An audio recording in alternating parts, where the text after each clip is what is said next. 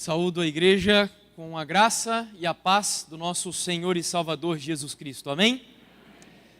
Espero que todos tenham passado um ótimo dia. Que bom ver a igreja cheia no primeiro dia da semana. Não pense que você está aqui, e eu vou confessar algo a vocês. Que você está aqui porque simplesmente alguém lhe convidou, ou porque você veio ver o irmão Jefferson. Você não está aqui por essa razão. Todas as vezes que eu viajo, e sempre antes de começar as programações, quem chega um pouco mais cedo, vê que eu estou orando ali. E eu faço isso também nos lugares onde eu fico hospedado. E eu sempre peço ao Senhor que envie os anjos para visitarem os lares de todas as pessoas que mais precisam estar aqui, e que os anjos tragam cada uma delas pela mão, e que o Espírito Santo convença de que o melhor lugar para estar é aqui, de tal maneira que eu digo, sem medo de errar: você está aqui porque os anjos do Senhor trouxeram você para este lugar. É por isso que você está aqui, para adorar o nome do nosso Deus. E nós vamos então abrir a palavra. Esse é a nossa intenção. Estamos já na metade dessa mini semana de oração. Teremos ainda mais 3 encontros. Amanhã é aquele encontro que eu pedi a você, para que, se você tiver que escolher um dia da semana para faltar, que não seja amanhã. Amanhã o tema, a mensagem que nós vamos compartilhar, se chama "Se Deus é Amor, por que a minha esposa teve câncer?". E é um assunto que eu acredito que traz inquietações para a vida de todos aqueles que sofrem. E eu acho que se eu perguntassem aqui, quem nunca sofreu, ninguém levantaria a mão. Todos sofremos. Em algum momento da nossa vida, estes questionamentos surgirão em nossas cabeças. E amanhã eu gostaria de compartilhar um pouquinho sobre o que a minha esposa e eu aprendemos em um dos momentos mais difíceis da nossa vida. Bom, nesta noite, o tema já está aí: você é livre, ou, como compartilhamos nas redes sociais, liberdade cristã ou revolucionária. Este será o nosso tema. E antes de abrirmos a palavra, quero convidá-los a fechar os olhos para pedirmos mais uma vez a bênção do Senhor. Querido Pai, nós te louvamos agradecidos porque estamos aqui para estudar a Tua Palavra. Nós, assim como aquela multidão que se reuniu no monte, esperando ser alimentados por Jesus Cristo, na ocasião pelo pão literal, nós estamos aqui com o propósito de sermos alimentados e de recebermos do reino dos céus o pão espiritual que é a Tua Palavra. Nós vamos abri-la neste momento. E o nosso desejo é que o mesmo milagre da multiplicação poderosa que o Senhor Jesus Cristo operou naquela ocasião, que nesta noite o Senhor multiplique o poder da Tua Palavra na vida de cada um de nós. Que a Tua Palavra vá e não volte vazia, e que o Senhor use a minha vida mais uma vez para abençoar a Tua igreja, para fortalecer a Tua igreja, para motivar aquelas visitas que estão aqui nessa noite a seguirem trilhando esta caminhada. E para isso, eu preciso uma vez mais confessar diante do Senhor e da igreja que eu não estou aqui, ó Pai, como alguém que me sinto capaz. Muito ao contrário, eu me coloco diante da igreja como aquilo que sou, um pecador que careço da Sua misericórdia. E por isso eu te peço que o Senhor me esvazie de tudo que é humano, de tudo que é terreno, de tudo aquilo que é passageiro, e me conceda nesta noite o poder do Espírito Santo. Fala comigo e através de mim, e coloca as Tuas palavras na minha boca e no meu coração.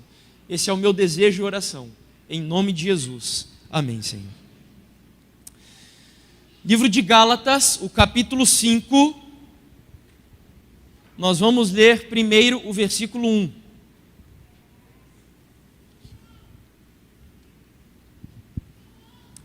Gálatas, capítulo 5, versículo 1.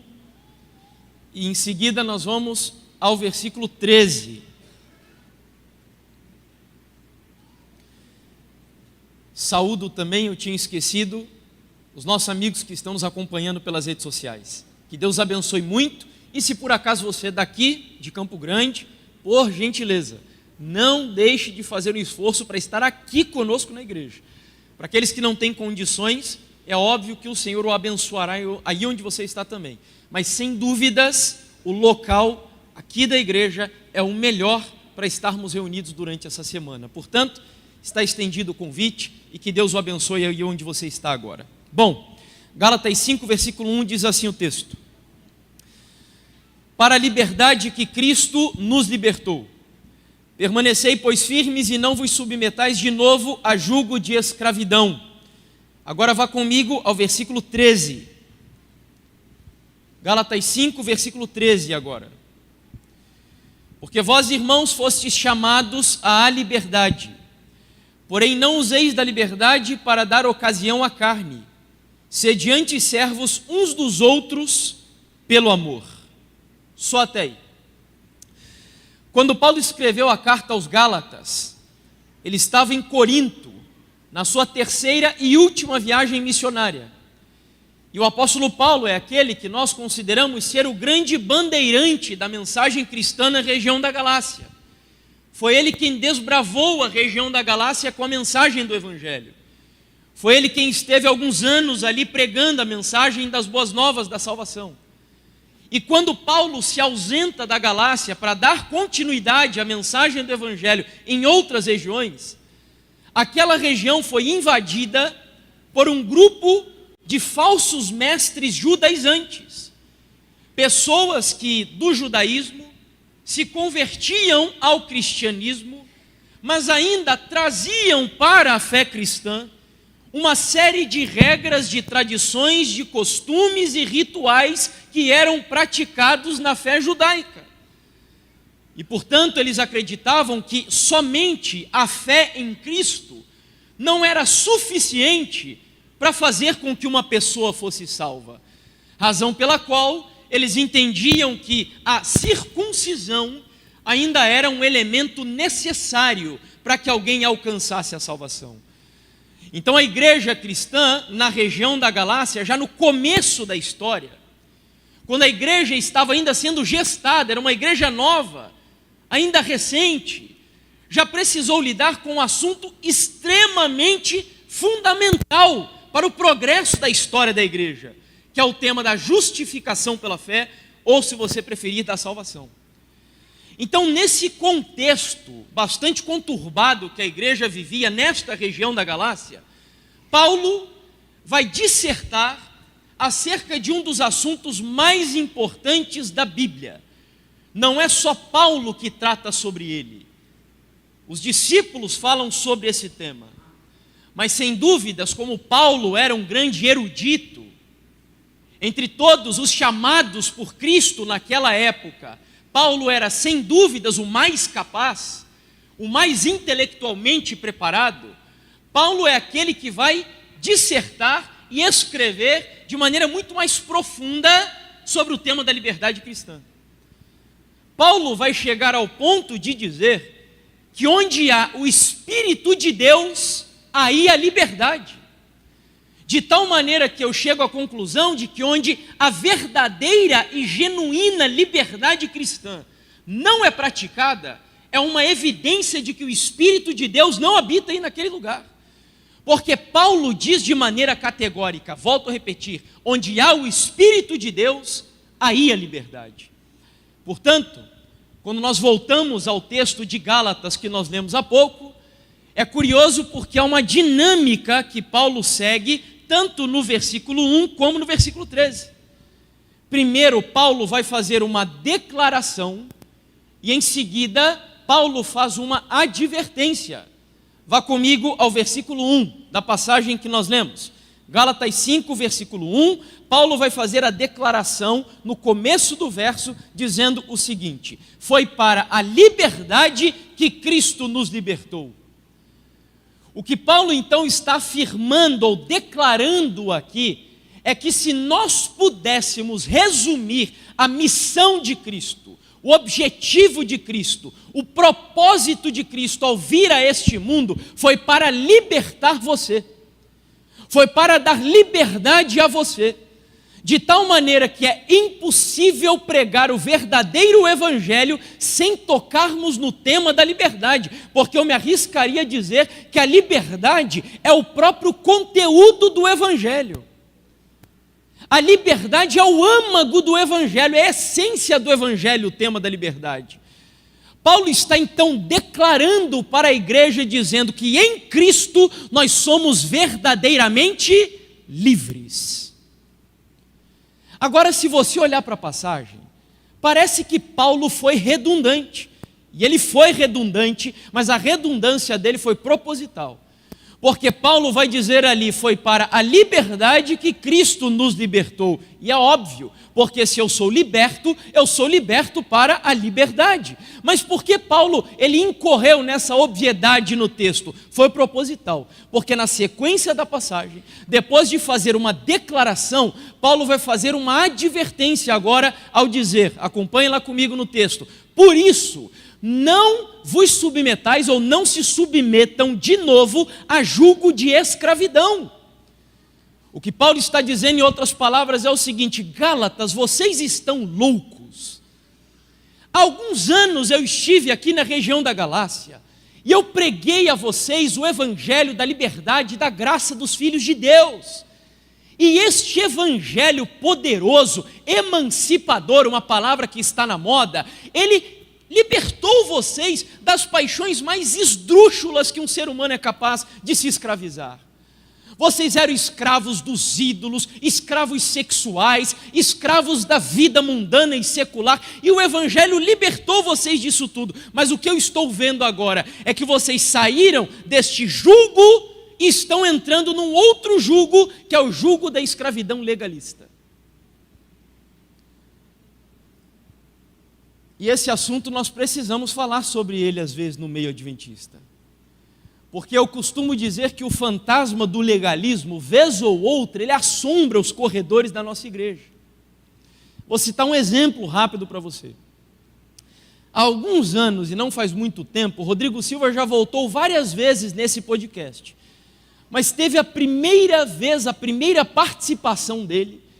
Ele foi convidado para participar na época do podcast na ocasião, o mais assistido do país, que era o Flow Podcast. Inclusive, na época, o Monark ainda era um dos apresentadores. E para quem não conhece o contexto do Flow, é um contexto bastante informal. Inclusive, o Monark, na época, costumeiramente, como fez com o Rodrigo Silva, entrevistava os convidados fumando maconha na frente deles. E os jovens que assistem o programa têm o mesmo perfil. A maioria são agnósticos, ateus, vivem uma vida secular, de promiscuidade. E o Rodrigo Silva foi convidado para estar ali, naquele programa, naquele contexto, falando sobre salvação, sobre perdão, sobre juízo de Deus, arqueologia bíblica, morte e etc. Eu assisti depois com a minha esposa, assistimos ao longo da semana, cerca de 4h30 de entrevista. Foi espetacular. Só que enquanto o Rodrigo participava da entrevista, um grupo de adventistas estavam no chat discutindo sobre um assunto que foi motivado por uma situação que aconteceu em meio ao programa. No programa é normal eles pedirem um lanche para os convidados comerem enquanto estão ali dialogando. E chegou um lanche, era um hambúrguer. E o grupo de adventistas no chat, neste contexto, onde estão ali jovens mundanos, escravos sexuais, viciados em drogas, etc., discutir no chat, sabe sobre que assunto? Se o hambúrguer do Dr. Rodrigo Silva era de carne ou era de soja. Que discussão extremamente oportuna para aquele contexto, né? Veja, eu sou um reformador da saúde.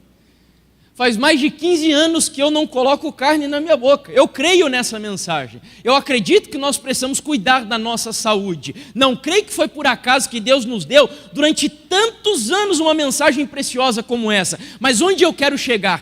Quando você não entende algo que Deus deu para ser uma bênção para a sua vida, você transforma uma bênção em um jugo legalista sobre você e sobre os outros. E este é o problema que Paulo está mencionando ali na carta aos Gálatas. Cuidado, porque o Evangelho libertou você e você precisa viver a plenitude da liberdade que o Evangelho te dá. E ainda que você procure viver o melhor para Deus daquilo que Ele te pede, viva isso de maneira leve e genuína. Só que como Paulo era um cristão equilibrado, ele se preocupava com outro problema ao tratar sobre o assunto da liberdade.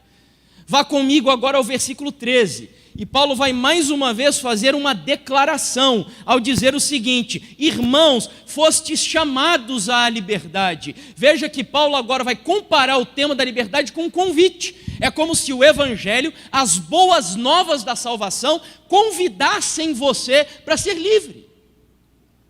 Eu quase vejo Jesus olhando para aquela mulher tomada no ato do adultério e dizendo a ela, quando ele afirma assim: mulher, vá e não peques mais, parafraseando, é como se ele dissesse: mulher, vá e seja livre. Mas aí vem o versículo 13, a sequência do texto. Agora, depois de Paulo fazer essa declaração, ele vai fazer uma nova advertência, dizendo assim: não useis da liberdade para dar ocasião a quê?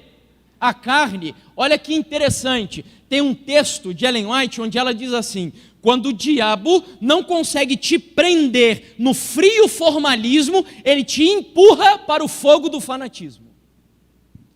Então Paulo diz: você é livre, não viva um cristianismo legalista. Mas por outro lado, Paulo vai dizer também: cuidado, não confunda a liberdade da graça de Deus com uma vida libertina para você fazer o que você bem entender. E aí no capítulo 5, Paulo vai descrever uma lista de problemas que ele via na igreja da Galácia também e em outras comunidades cristãs daquela época, que a gente não vai ler aqui agora para ganhar tempo. Mas eu quero me dedicar um pouquinho nesse tópico aqui com vocês. Porque eu acredito, e tenho provas para o que vou dizer, que o tema da liberdade é o tema central da nossa geração. E que esse assunto não interessa apenas a religiosos. O assunto da liberdade é um assunto cujo interesse também está fora da igreja. Uma das provas que eu tenho aqui para você é, por exemplo, um dos redatores da Carta de Independência dos Estados Unidos da América, que é o Thomas Jefferson. Tiveram outros, mas ele, sem dúvidas, é um dos mais conhecidos.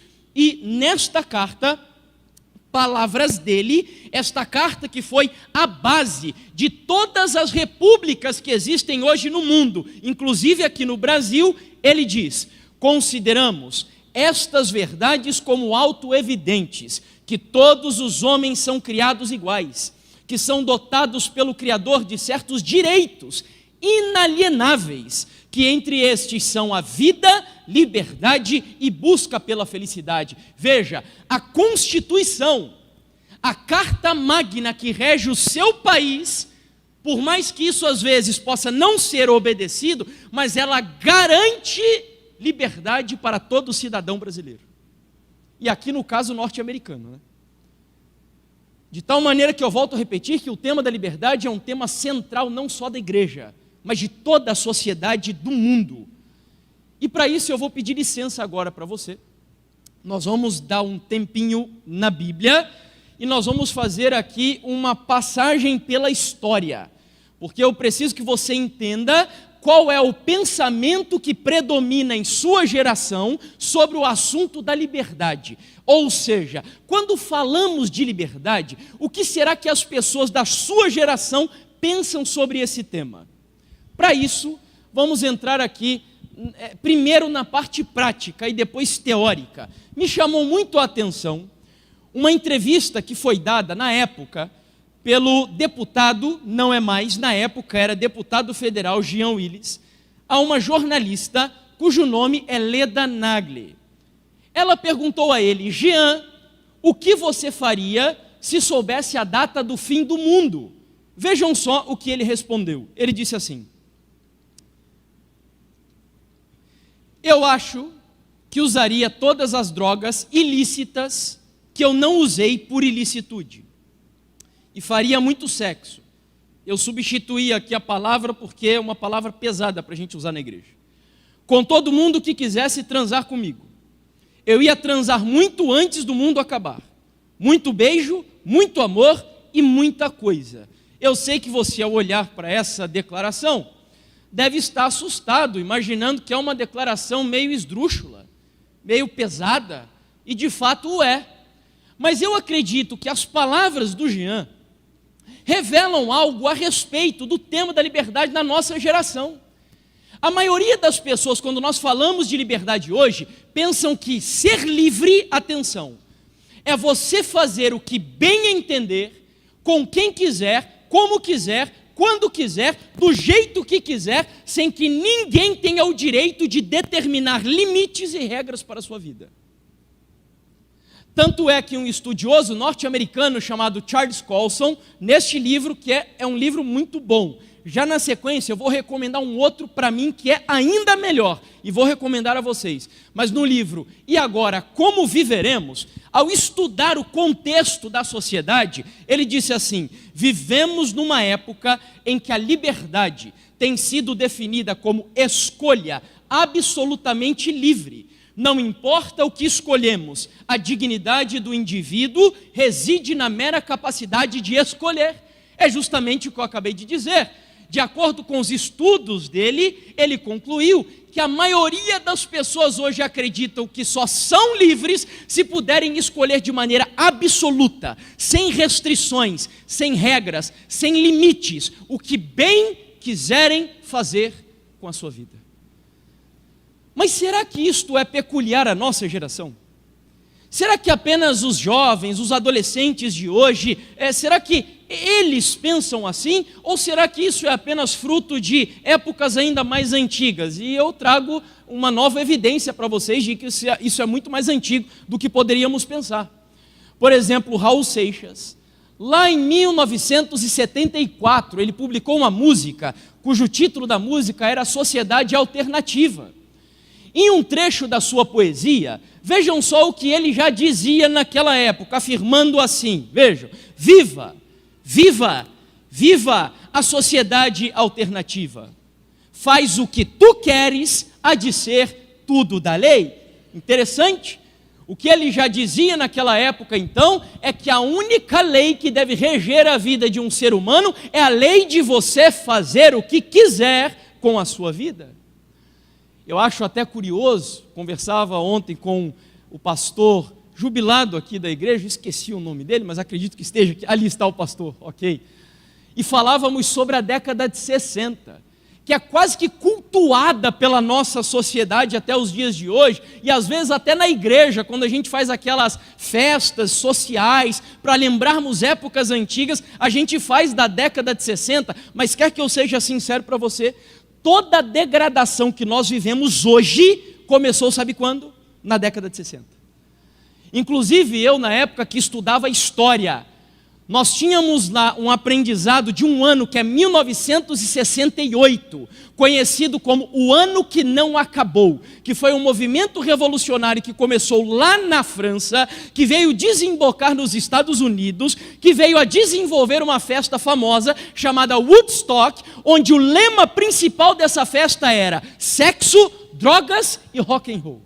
Ou seja, eles queriam romper com uma visão moral cristã que tinha predominado no mundo até aquela época. Vamos romper com essa visão. Mas pergunto, será que essas ideias começaram ali? E eu digo para você, não. Eu preciso voltar um pouquinho mais na história. E nós vamos chegar numa época chamada de Iluminismo. O Iluminismo foi um período onde um grupo de filósofos acreditaram que eles tinham que romper com a visão católica medieval. Eu não acredito que era a visão bíblica que a igreja ensinava na Idade Média, porque a igreja também impedia as pessoas de viverem a liberdade do Evangelho, ameaçando as pessoas com purgatório, obrigando as pessoas a comprarem indulgências e etc. Essa não é a liberdade do Evangelho. Mas esse grupo de filósofos, decidindo romper com essa visão, eles foram radicais e chegaram à seguinte conclusão: nós vamos agora cultuar a razão estará no centro de tudo, o homem estará no centro, tanto é verdade que o homem estava no centro de tudo, que os registros da época testemunham que eles pegaram uma prostituta, colocaram essa prostituta em uma espécie de um pedestal, levaram essa prostituta para dentro da famosa Catedral de Notre-Dame em Paris e ali dedicaram a adoração àquela que era a nova deusa da Revolução, simbolizando a razão. Para você entender em curtas palavras o que era a Revolução Francesa e o Iluminismo, os revolucionários se dividiam, na verdade, em dois grupos. Imagine no meio da Assembleia Nacional, o rei Luís XVI assentado. À direita do rei estavam os girondinos, que eram na época os conservadores, e à esquerda do rei estavam os jacobinos, que eram os revolucionários. Eles queriam acabar com o rei e acabar com a religião. Tanto é que o lema dos jacobinos era o seguinte: nós só vamos parar a revolução quando enforcarmos o último rei nas tripas do último padre. Esse era o lema. E se você quer saber a minha opinião sobre a Revolução Francesa, na escola a gente aprende que foi uma maravilha, não é assim? Revolução Francesa, Montesquieu, Diderot, os enciclopedistas e etc. Quer a minha opinião? A Revolução Francesa, com pouquíssimas exceções, foi uma bela de uma porcaria para o mundo que nós estamos vivendo. E se você quiser estudar a sério sobre o tema da Revolução, tem um filósofo inglês, que um amigo dele que vivia na França, escreveu uma carta para ele perguntando: Edmund Burke, qual é a sua opinião sobre a Revolução Francesa? E ele escreveu uma carta. Essa carta virou um livro. O livro se chama Reflexões sobre a Revolução na França. E ele diz lá que a Revolução Francesa não tem nada a ver com a proposta que eles tinham na época, para mudar a visão de mundo que predominou durante a Idade Média. E virou um banho de sangue em Paris, na realidade, a Revolução. Para você ter noção, um estudioso inglês, um historiador chamado Christopher Dawson, quando ele analisa a Revolução Francesa, olha só a conclusão que ele chegou. Ele disse assim: como o cristianismo, o novo culto, que era a Revolução, era uma religião de salvação humana. A salvação do mundo pelo poder do homem, o homem está no centro agora, tornado livre pela razão. A cruz foi substituída pela árvore da liberdade. A graça de Deus pela razão do homem e a redenção pela revolução. Agora vamos ver quem é bom aqui de história, quem se recorda dos aprendizados lá de antigamente. Até hoje, a bandeira da França, que foi oriunda da Revolução, tem 3 cores. E essas 3 cores representam os 3 lemas da Revolução Francesa. Quais eram os lemas? Vocês lembram? Liberdade, igualdade e fraternidade. Ou seja, você percebe que o tema da liberdade foi pauta central na Revolução Francesa. Por que razão? Porque um dos filósofos mais influentes da Revolução Francesa, que influencia o mundo até hoje, quem é da área da pedagogia aqui já deve ter ouvido falar dele, Jean-Jacques Rousseau, ele escreveu um livro muito famoso, que é o do Contrato Social. E lá no comecinho do livro, ele já inicia dizendo o seguinte: atenção, olha a afirmação dele: o homem nasce livre, mas em todos os lugares está como? Acorrentado. O que ele está dizendo aqui, em outras palavras, é o seguinte: o ser humano é naturalmente bom. Você nasce bom. A sua natureza é boa. O problema não é o ser humano, o problema é a sociedade que corrompe o ser humano. Então a maldade não está plantada ou germinada ou intrínseca à nossa natureza. Não, o homem é naturalmente bom. O problema está na sociedade que corrompe o homem, é a sociedade que o escraviza. Eu gosto de estudar um pouco de antropologia, e na antropologia eles têm um termo que é atribuído ao ser humano na sua mais pura essência, que eles chamam de bom selvagem. Então eles dizem que o ser humano, na sua natureza mais pura e essencial, é bom. Daí vem, por exemplo, algumas justificativas que os especialistas da nossa geração usam para problematizar questões sociais. Vocês já notaram que muitas pessoas que são presas e que acabam cometendo atrocidades, quando passam pela avaliação desses especialistas sociais, dizem eles que estas pessoas são vítimas da sociedade? Lembra? Já ouviram isso? Vocês lembram daquele episódio onde o Lázaro, por exemplo, quando ele estava atormentando a vida das pessoas lá em Brasília, entrando em alguns terrenos que ficavam mais retirados, algumas propriedades rurais, lembra disso? E aí as pessoas lá perderam a paz até que a polícia encontrou Lázaro. E aí aconteceu o que aconteceu, e alguns desses especialistas começaram a problematizar a morte do Lázaro, dizendo que, na verdade, ele era uma vítima da sociedade, do lugar onde ele nasceu. Veja os filmes de Hollywood, por exemplo. Eu sou muito seletivo, mas muitos dos antigos vilões que a gente conhece até pela tradição da literatura ocidental, muitos estão sendo problematizados hoje. O filme, um dos mais recentes aí, que é o do Coringa, eles tentam justificar a maldade do Coringa, mostrando que ele foi uma vítima do contexto onde ele foi criado. Meus amigos, eu não quero com isso negar que nós somos sim influenciados pelo meio, mas eu quero dizer que eu preciso que você entenda que o homem, ele é mau não por causa do meio que ele vive. O meio que ele vive é corrompido porque a própria natureza do homem é má. De tal maneira que as palavras de Rousseau, se elas são verdadeiras, Charles Colson, interpretando as palavras dele, faz a seguinte afirmação: ele, Rousseau, apelava para reformadores que libertassem as pessoas das correntes, das instituições, regras, costumes e tradições. Se você ainda não entendeu, esse é o livro que eu queria sugerir para vocês, principalmente para os jovens aqui da igreja. É um dos melhores livros que eu li nos últimos anos. Se chama Verdade Absoluta. É da CPAD, a editora, Casa Publicadora Assembleia de Deus. O livro é espetacular. E a Nancy Pearce vai dizer o seguinte, lendo Rousseau, olha que interessante a conclusão que ela chegou. Se Rousseau estiver correto no que ele afirma, vejam só então.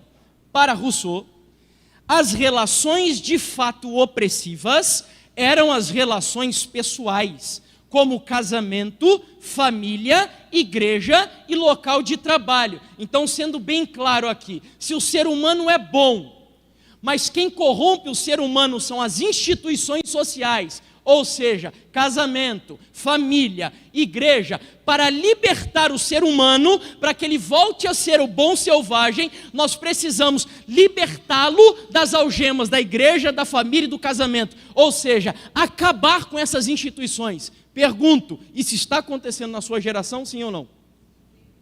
Você está entendendo agora? Teve um irmão que estava aqui ontem, eu não sei se está aqui hoje, e ele me perguntou de onde vieram aquelas ideias que a gente tinha dito ontem. É daí.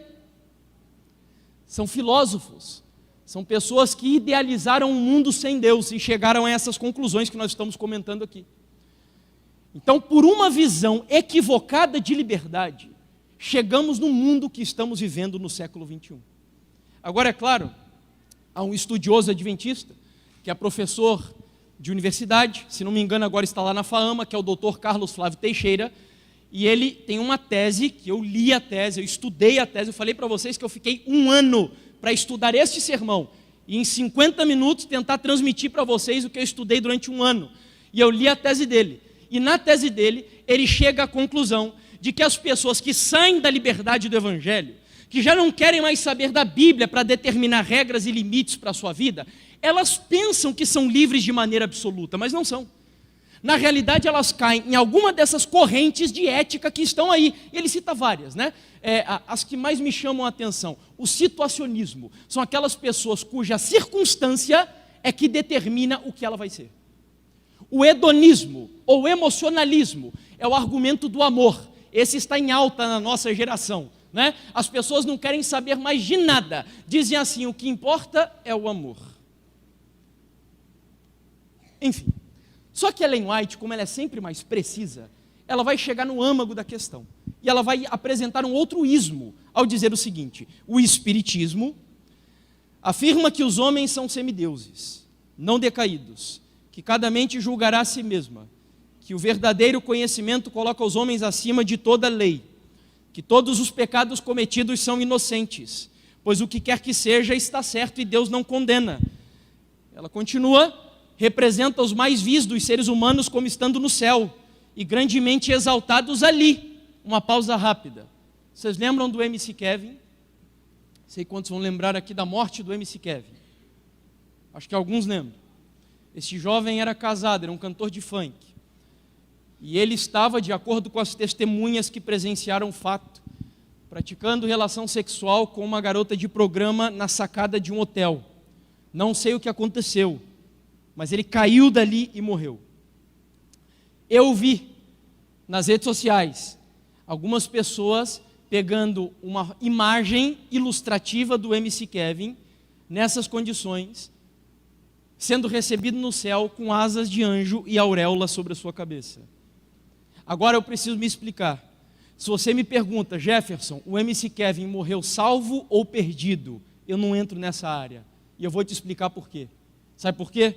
Porque eu acredito num Deus e num Espírito Santo que é tão soberano e que atua de maneira tão imprevisível, que eu creio que esse jovem, mesmo fazendo esse ato abominável lá no hotel, eu acredito que se nos poucos segundos da queda, se ele no seu coração deu espaço para arrependimento, eu creio que o Espírito Santo tem poder para fazer com que ele se arrependa, e ele pode ter morrido salvo sim, eu creio nisso. Mas onde eu quero chegar? Nós não podemos banalizar o Evangelho. Se nós não podemos tirá-lo do céu, nós também não podemos colocar qualquer pessoa ali que viva de maneira totalmente contrária àquilo que as Escrituras dizem sobre a ética cristã, no Antigo e no Novo Testamento. E é isso que Ellen White está dizendo. E ela conclui. Aqui estávamos, né? Assim declara ele a todos os homens, o inimigo: não importa o que façais, vivei como vos aprouver, o céu é o vosso lar. Multidões são levadas assim a crer que o desejo é a lei mais elevada, a libertinagem é liberdade e que o homem é apenas responsável por si mesmo. Vamos rapidamente a alguns exemplos da nossa sociedade que eu quero mostrar para vocês. Vamos lá. Aí está. Conhecem o Cidadão, né? Um dos influenciadores digitais mais famosos do nosso país, sem dúvidas. Que tem influenciado não só adultos, e eu diria até que muito menos adultos. Ele influencia muito mais crianças e juvenis, e alguns adolescentes, porque o público dele gira em torno de 9 até uns 14 anos de idade, mais ou menos. São mais de 40 milhões de pessoas que são inscritas no canal dele, fora as outras redes sociais. E eu monitorei o conteúdo dele durante alguns anos. E certa vez ele gravou um vídeo. Os seus seguidores perguntaram a ele o que ele pensava a respeito de Deus e da Bíblia. E então ele deu essa resposta, num pequeno trecho do vídeo, abro aspas, ele disse assim, veja, se essa visão de liberdade não está afetando a sociedade. Eu não preciso de um guia de leis ou regras divinas sobre o que é certo e o que é errado, para que eu tenha o meu próprio valor de certo e errado. A base da sociedade foi constituída desta forma? Lindo, que bom que existiu, mas eu hoje não sinto a necessidade de ter um livro me dizendo o que fazer e o que não fazer, para que eu saiba o que devo fazer e não fazer. Pergunto, contra qual livro esse influenciador digital estava falando aí nesse momento? Claro que é a Bíblia. Traduzindo as entrelinhas da sua declaração, o que ele queria dizer é: eu não preciso de um livro retrógrado, atrasado, velho, obsoleto, conservador, ou usando uma palavra mais atual, fundamentalista, para dizer o que eu devo e não devo fazer na minha vida. Eu sou iluminista, como diz um dos ministros do nosso STF, sou iluminista, vivo numa sociedade racional, não preciso mais da religião para me dizer o que fazer e o que não fazer. Eu sou a própria regra moral da minha vida. Uma frase que também tem sido repetida de maneira contundente em nossa época e que às vezes a gente não reflete sobre o conteúdo dessa frase. Entre nós, por vezes, tem pessoas que são adeptas até de movimentos feministas. Essa frase aí tem sido usada principalmente para justificar o aborto indiscriminado. Não é o aborto apenas por algumas questões pontuais. O que o movimento feminista quer é que a mulher tenha autonomia para abortar de acordo com a sua vontade. E isso pode ser provado porque em outros lugares do mundo, leis absurdas sobre o aborto estão sendo aprovadas. Meus amigos, é um assassinato de crianças sendo legalizado, de fetos, de bebês, numa sociedade que se julga evoluída. É isso que está acontecendo. E muitos dizem assim: meu corpo, minhas regras. E o que está nas entrelinhas dessa frase, em outras palavras, é: quem manda no meu corpo sou eu. Eu faço o que bem entender com a minha vida. Meus pais não têm direito sobre o meu corpo. Meus pastores não têm direito sobre o meu corpo. Não devem dizer o que eu devo e não devo fazer. Nem Deus tem o direito sobre o meu corpo, porque é o meu corpo, minhas regras. Liberdade. Isto é influenciado por uma visão errada de liberdade. E o último exemplo relacionado à teoria de gênero, onde um casal daqui do Brasil, de Pernambuco, teve um filho e decidiram criar o filho sem gênero. E aí uma das justificativas que foi dada pela mãe, isso foi publicado no jornal O Globo, ela disse assim: vejam, nós não impomos nada, ele é um menino imposto pela sociedade da forma como foi registrado. Mas se mais à frente ele decidir que não é menino, é uma decisão dele. Veja, eles tratam o assunto como se fosse apenas uma questão de escolha, de liberdade. A gente enxerga com a mente muito aberta. Ariel é uma criança independente de qualquer coisa. O gênero vai ser uma escolha dele. Ou seja, é livre, nós somos livres. Ainda que você nasça com sexo biológico masculino ou feminino, o sexo biológico não determina a sua identidade sexual. É isso que diz a teoria de gênero. Porque nós somos livres, em outras palavras. Agora, será que isso está afetando a igreja? Será que essa visão de liberdade iluminista, e até esse termo ele já é um termo bastante proposital, não foi escolhido casualmente, será que está afetando a igreja? Eu vou citar, acho que um exemplo só para vocês. Há algum tempo, nós tivemos uma vigília jovem, em um dos internatos mais conhecidos aí do nosso país, e um pregador conhecido da igreja, que também é cantor, foi convidado para discursar no internato para os jovens. Graças a Deus ele não está mais aqui. Mas ele tem sido hoje uma das vozes mais contraditórias. Eu vou usar uma palavra, um eufemismo aqui, para pegar leve. Mais complicadas, que têm batido contra os princípios da igreja adventista do sétimo dia. E nessa ocasião, esse rapaz, falando sobre alguns assuntos com os jovens, fez a seguinte afirmação, perigosa, para dizer o mínimo. Ele disse assim: na religião de Cristo, todas as coisas me são lícitas, mas nem todas elas me convêm. E quem é que determina o que convém e o que não convém? Essa é a pergunta central, preste bastante atenção. Quem determina? Resposta: com 20 anos de idade eu achava que era a igreja. Achava que se eu abrir o manual da igreja, se eu ler Ellen White o suficiente, se eu consultar a liderança, eu vou saber qual é a vontade de Deus e o que é lícito e o que convém. Apenas uma pausa rápida. Para quem estuda um pouco de análise de discurso, entende que ele disse algumas coisas que não estão escritas ali. Nas entrelinhas ele fez algumas afirmações que ele não disse de maneira clara, mas está contido no conteúdo do que ele falou. E o que ele disse foi o seguinte: olha, com 20 anos de idade, eu era um jovem, imaturo, despreparado, e eu achava que eu deveria consultar, por exemplo, a igreja para saber o que é certo e errado na minha vida. Em outras palavras, a igreja não tem autoridade nenhuma para me ajudar a descobrir o caminho que eu devo seguir. Eu pensava que eu deveria ler os livros de Ellen White para entender o que é certo e o que é errado. Em outras palavras, então, na minha imaturidade, eu achava isso. Hoje não preciso mais.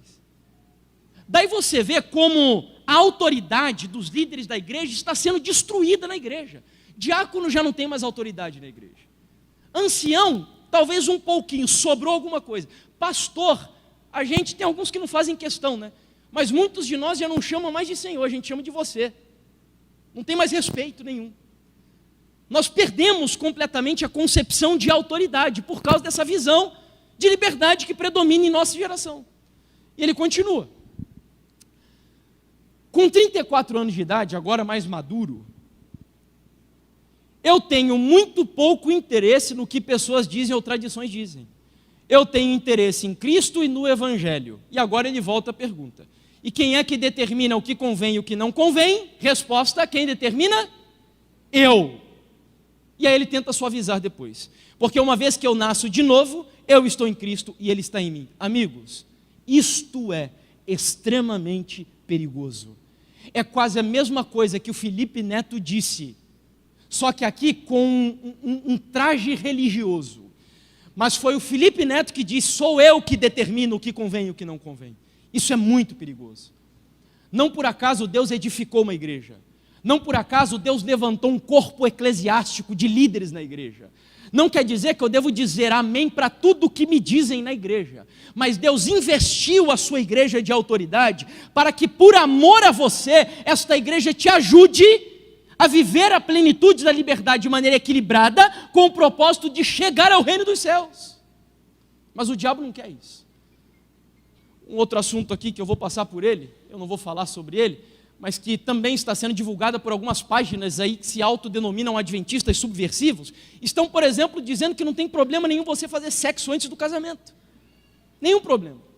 Porque a nossa sociedade é livre, e se ambos ali num relacionamento entram num acordo de se relacionarem sexualmente, e eles vão dizer aqui, tá? Eu não vou ler para a gente ganhar tempo, que o ideal é que não faça relação. Isso é o ideal. Mas se os dois combinarem, não tem problema nenhum. Enfim. O tema da liberdade entrando pelas portas da igreja, de maneira distorcida, e afetando a vida de muitos cristãos que não estão compreendendo esse assunto como é de fato. O doutor Carlos Flávio Teixeira, na sua tese, ao estudar a nossa sociedade, ele chega à seguinte conclusão: nós temos dois problemas hoje na sociedade, o que ele chama de crise de autoridade e crise de valores. O que seria a crise de autoridade, de acordo com os estudos dele? É uma dificuldade das pessoas em aceitar e obedecer à autoridade de Deus, da Bíblia, da igreja, da família, do Estado e de outras instituições sociais.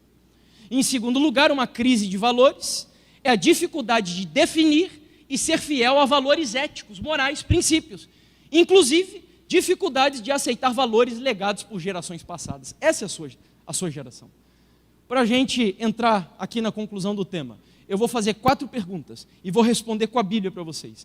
Porque eu disse que ia deixar a Bíblia um pouquinho de lado e agora nós vamos voltar a ela. Até agora a gente viu a história da sociedade, as consequências sobre a sociedade, mas agora eu preciso entender qual é a visão bíblica sobre o tema da liberdade. E não se preocupem, eu serei rápido. A gente não precisa de muito tempo para mostrar o que a Bíblia diz, porque a Bíblia é simples. Tem uma frase de Ellen White que ela diz assim: uma única frase das Escrituras vale muito mais do que 1000 ideias e argumentos humanos.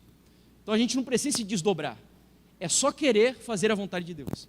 E aí vem a primeira pergunta, então, vamos lá. Por que ser livre? De acordo com os revolucionários, os iluministas, porque a sociedade nos escraviza. De acordo com a visão bíblica, João 8,34, em verdade vos digo, todo que comete pecado é escravo do pecado. Então, em uma coisa a gente concorda com os iluministas: todos nós somos escravos. Eu sou um escravo. Todos vocês são escravos. Não há ninguém aqui na igreja, nem quem está lá em cima, nem quem está aqui embaixo, e menos ainda quem está aqui à frente.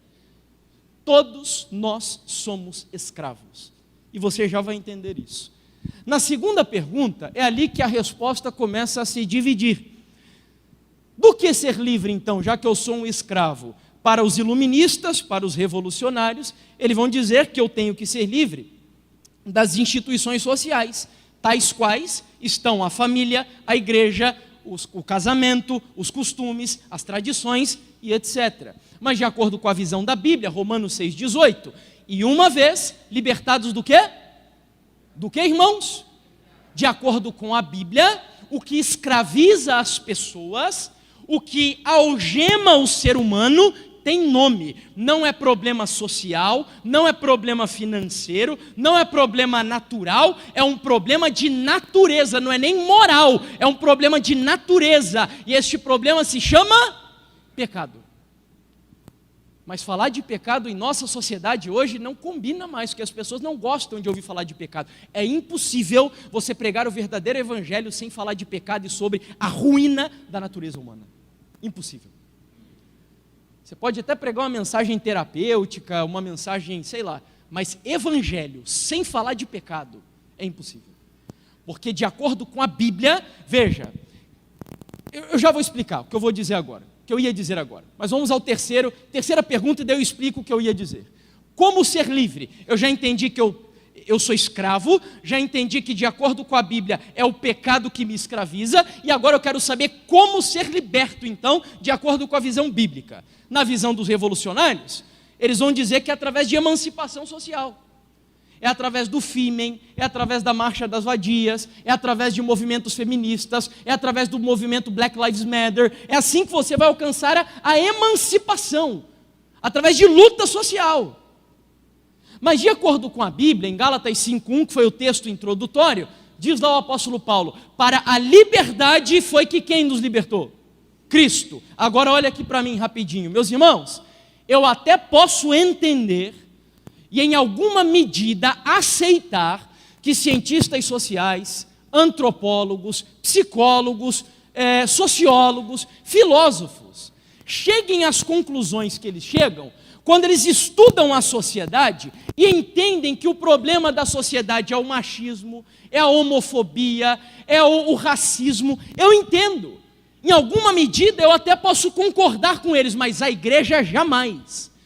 A igreja é a única instituição social que foi levantada por Deus para mostrar que o problema do ser humano é o pecado e que o único capaz de nos libertar dessa maldição não é Bolsonaro, não é Lula, nem capitalismo e comunismo. Deus levantou a igreja para erguer a bandeira ensanguentada do príncipe Emanuel e mostrar para o mundo que só Jesus Cristo pode libertar você.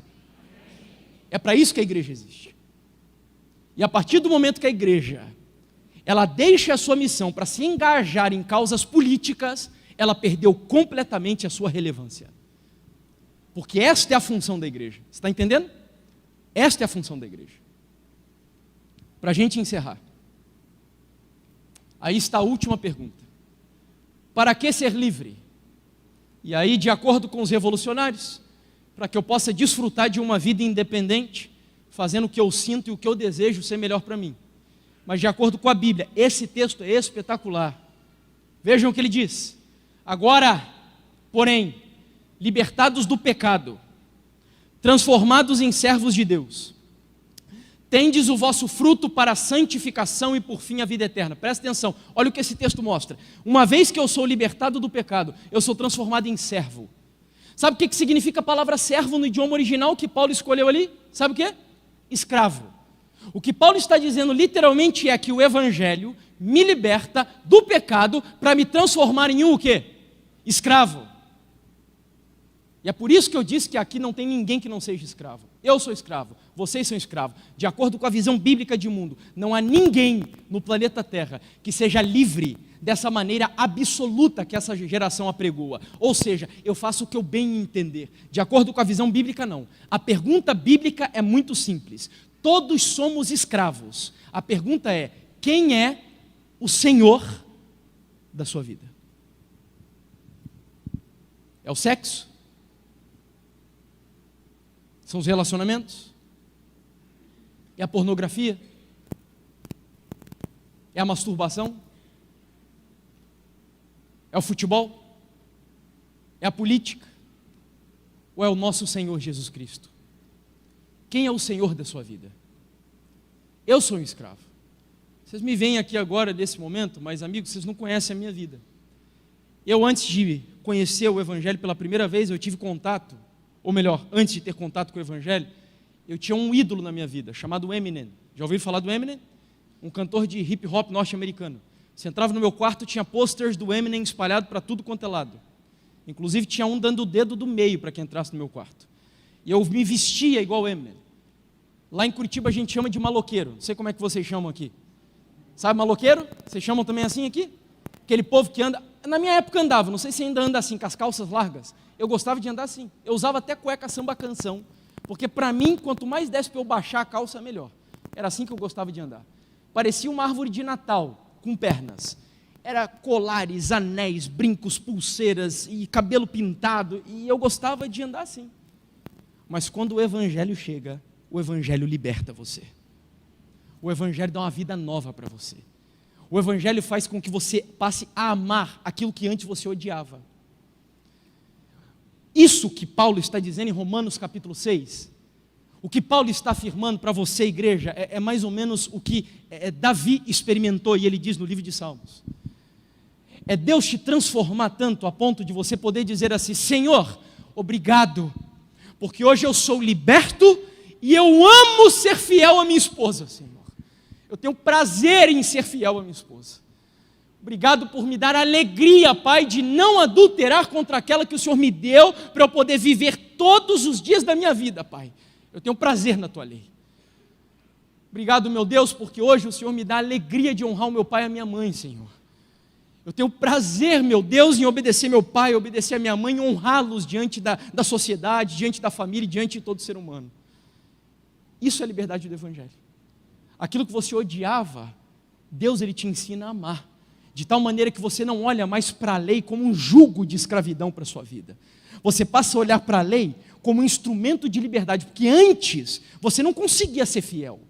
Antes você saía adulterando e não via problema nenhum. Hoje, Deus te dá o poder para, em nome de Jesus, viver uma vida de fidelidade a Ele e a todos aqueles que estão ao seu redor, o seu cônjuge em primeiro lugar. É amor à lei de Deus. Isto é liberdade do Evangelho. E meus amigos, às vezes Deus precisa ser radical para nos ensinar algumas coisas na vida. Deus precisa. E eu precisava aprender isso. Porque eu disse para vocês que durante 10 anos eu fui um acusador da igreja adventista, dissidente da igreja, odiava essa igreja. E aí Deus pega a minha esposa e eu, porque Deus queria nos libertar daquela escravidão do orgulho, do egoísmo, da crítica e de uma série de outras coisas. E aí Deus é radical, porque quando você ora e pede, Senhor, me liberta, às vezes Deus vai ter que ir um pouco mais além para libertar você. E Deus tira minha esposa e eu e leva a gente lá para o deserto do México. E ontem eu parei a história dizendo para vocês que a minha esposa estava sofrendo demais lá. Demais. Porque a liberdade dói. E talvez eu esteja falando para pessoas aqui que estão algemadas há tanto tempo. Sabe quando as algemas começam já a fazer marcas no teu corpo? E às vezes, para que Deus arrebente essa algema, vai doer. Mas eu cheguei para Deus e disse, Senhor, olha, aqui estão as minhas algemas. E eu preciso que o Senhor arrebente elas, Pai. Ainda que doa, Senhor, eu quero ser livre. Eu quero a verdade, Senhor.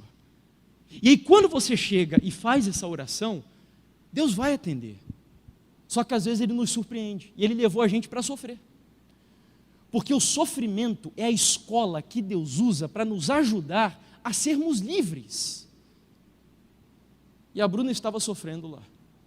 Mas eu disse para vocês, e eu também, mas ela muito mais. Eu olhei lá para cima do monte. E quando eu olhei para lá, a Bruna estava lá. E eu fiquei assustado, fiquei prestando atenção para ver o que a Bruna ia fazer. E aí eu olhei e ela estava descendo. Eu fiquei acompanhando ela, vindo até o pé do monte. E aí fui conversar com a Bruna. E então ela me confidenciou depois que foi para lá pensando em se suicidar. Porque o sofrimento dela estava tão grande, ela não estava aguentando mais, que ela pensou em tirar sua própria vida. Mas quando ela chegou lá, ela orou, pediu a graça de Deus, lembrou da família e resolveu dar um passo para trás. Eu disse para vocês que eu não ia compartilhar toda a minha história do México, porque em 2019 eu contei aqui. Mas eu queria dizer para vocês que aquilo que a gente começou a experimentar lá, em 2013, no ano de 2020, Deus agora, depois que Ele nos tira do deserto literal, Ele nos leva para o deserto espiritual. O ano de 2019, na minha vida e na vida da minha esposa, foi um dos melhores anos da nossa vida. Aliás, vocês não sabem, mas essa igreja aqui foi resposta de uma oração que eu fiz. Porque no ano de 2019 eu estava em dúvida se eu deveria continuar no ministério da maneira como eu vivo hoje. Estava em dúvidas. E eu pedi a Deus para me dar uma resposta.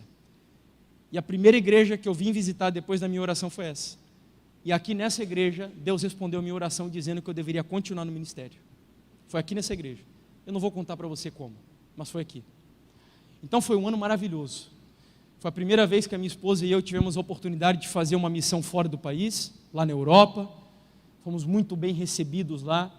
Voltamos de lá, o meu pai nos presenteou com uma estadia lá na Praia do Rosa, em Santa Catarina, numa pousada maravilhosa. Então foi um ano assim espetacular para a nossa vida. E aí entrou 2020, nós planejávamos ter o nosso primeiro bebê. Minha esposa já tinha traçado todos os projetos, se preparando mais perto do final do ano. Nós já tínhamos na época, se não me engano, 11 anos de casado e teríamos o nosso primeiro filho. Quando então, no meio da pandemia, eu fiz uma viagem naquele ano. Uma mini semana de oração numa igreja lá em São Paulo. Eu voltei para Curitiba, o aeroporto já tinha declarado estado de quase sítio, a Anvisa parou o voo no pátio, eu fiquei mais de 1 hora dentro do avião para poder sair dali. Saímos, assinamos uma declaração, fui para casa e ficamos em casa. Aí minha esposa, certo dia, estava tomando banho. E no meio desse banho, ela sentiu um caroço no seu seio. E num primeiro momento, a gente nem se preocupou. Ficamos tranquilos. Mais de 10 anos que eu, e mais de 15, talvez até mais tempo, 20 anos que ela não consumia carne. Fazia vários anos que nós não comíamos nada de origem animal. Tranquilos, na nossa cabeça, estamos obedecendo a Deus, não vai acontecer nada. Aí a Bruna foi fazer um exame, apenas por desencargo de consciência. Na ecografia, o médico falou, fica tranquila, não é nada. Mas por garantia, como você já tem um histórico familiar, a mãe, minha sogra teve câncer, 2 tias tiveram câncer, uma prima, agora uma outra prima também, todas elas câncer de mama. Faça então uma biópsia, por garantia, ou melhor, uma outra ecografia em outro lugar. E aí a gente procurou agilizar o processo. Nós fomos para Curitiba, Deus mandou um anjo dentro do lugar onde minha esposa foi atendida, um hospital especializado em diagnóstico por imagem. Doutora Maria Helena, um anjo, já muito experiente no ato do diagnóstico, ela falou, Bruna, eu vou preparar tudo já, você precisa o mais rápido possível buscar uma consulta no Hospital X, que é o Hospital das Clínicas de Curitiba. Ela encaminhou de um jeito que a gente viu a mão de Deus no meio do processo, para a Bruna ser atendida por uma mastologista, que foi um outro anjo que Deus colocou na vida da Bruna, da minha esposa. E ela em seguida fez uma biópsia também. E a gente não queria acreditar, porque era um câncer. E ali naquele momento, era como se uma bomba atômica tivesse caído dentro da minha casa, no meio da pandemia. Nosso chão ruiu, irmãos. E a gente olhava para o céu e perguntava, Deus, o meu pai e minha mãe comem de tudo, nunca tiveram nada. Nós estamos sendo, eles não são adventistas também. Nós estamos há anos já procurando servir o Senhor na mensagem de saúde e o Senhor permite que essa desgraça venha para o nosso lar. No momento em que nós planejávamos ter um primeiro bebê. E aí a minha esposa, esse foi o dia que mais me marcou no começo do processo. Dentre muitos exames e consultas e etc. que ela precisou fazer, teve um dia que ela foi para uma nova consulta. Eu fiquei no carro. Esse foi um outro detalhe que para mim foi extremamente doloroso, porque a Bruna, ela teve que enfrentar quase assim sozinha os recados que os médicos davam, as consultas, porque eu não podia entrar com ela no consultório. E aí, certo dia, ela foi para lá e eu estava no carro esperando. E quando a Bruna desceu da consulta, ela entrou no carro chorando. E eu lembro até hoje das palavras da Bruna dizendo, amor, acabou. Acabou. E eu olhava para ela e dizia, acabou o quê, amor? O que aconteceu? Acabou o quê? Acabou o quê? E ela não me respondia. E eu sei que o momento é muito sensível. Mas aquela mensagem ardeu tanto no nosso coração. E foi um dos piores momentos da nossa vida naquela ocasião. Que eu vou contar amanhã para você a mensagem que nós tivemos lá no carro naquela ocasião. Espero que você venha aqui amanhã. O tema de amanhã, se Deus é amor, por que a minha esposa teve câncer? Em algum momento você vai precisar dessa mensagem que nós vamos compartilhar aqui amanhã. E amanhã, a Bruna, já combinei com ela, minha esposa não é muito de falar, ela é bem quietinha. Mas no final da mensagem de amanhã, ela vai dar uma palavrinha com vocês. Vai compartilhar um pouco da experiência dela com tudo que nós enfrentamos. Mas antes de amanhã, nós temos o grupo que vai trazer uma mensagem musical. Podem vir aqui à frente. E enquanto isso eu queria fazer um convite para todos que estão aqui na igreja. E preste muita atenção. Nós falamos hoje sobre liberdade. Eu não sei qual é a algema que escraviza você. Você sabe. O que talvez esteja te impedindo de viver um relacionamento mais profundo com Deus. Mas se nesta noite você deseja trazer essa algema para o Senhor, para que Deus arrebente essa algema aqui, enquanto o grupo canta, pode orar? Ok, então eu vou orar. O grupo vai cantar depois? Ok. Eu vou orar. Mas antes de orar, então eu quero convidar para vir aqui.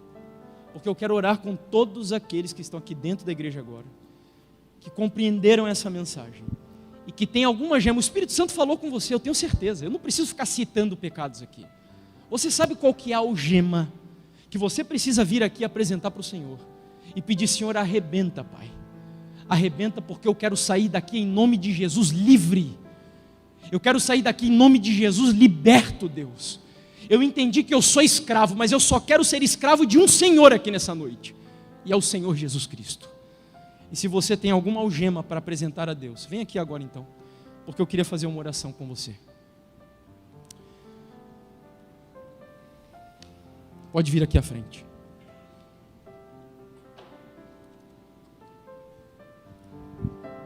Enquanto você vem, eu quero contar algo para você. Quando um pregador faz um apelo, isso não é capricho do pregador, tá? Não é que o pregador gosta de ver as pessoas responder a sua mensagem, não. Se ninguém nunca disse isso para você, deixa eu te explicar.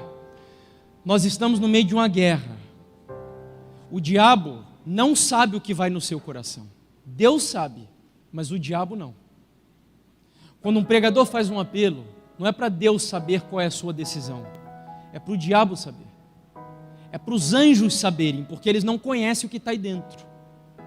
Então, quando a gente termina uma mensagem, faz um apelo, é para você mostrar para todo o universo criado que você tomou uma decisão ao lado de Deus. E a partir do momento que você decide, o seu anjo, ele está autorizado a voar até o céu e registrar a sua decisão no seu livro da vida. E a partir de agora, Deus vai fazer o impossível para que a sua decisão se cumpra na sua vida, em nome do Senhor Jesus. Creia, creia. Feche os seus olhos.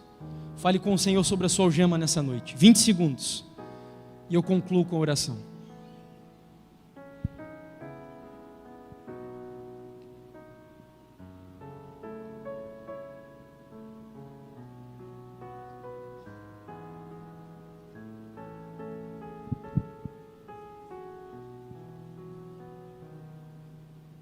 Senhor Deus,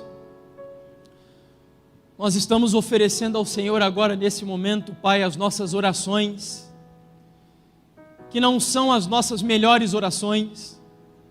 Nós não estamos apresentando ao Senhor aquilo que há de melhor em nós. Ao contrário, Deus, nós estamos neste momento apresentando a Ti o que há de pior em nós. Aquilo que tem nos escravizado, Senhor. Aquilo que talvez só o Senhor saiba que existe na nossa vida, que está nos impedindo de viver uma vida mais abundante, mais plena com o Senhor. São as nossas algemas de pecado, Pai. As algemas que nos torturam, as algemas que nos escravizam, as algemas que nos afastam de alguma forma e nos impossibilitam de viver aquela liberdade que é proposta pelo Santo Evangelho. Mas nessa noite nós estamos aqui, Senhor, porque nós acreditamos e declaramos que o nosso Senhor Jesus Cristo, Ele pode e deseja libertar a vida de cada um de nós. Nós não precisamos ser escravos do pecado.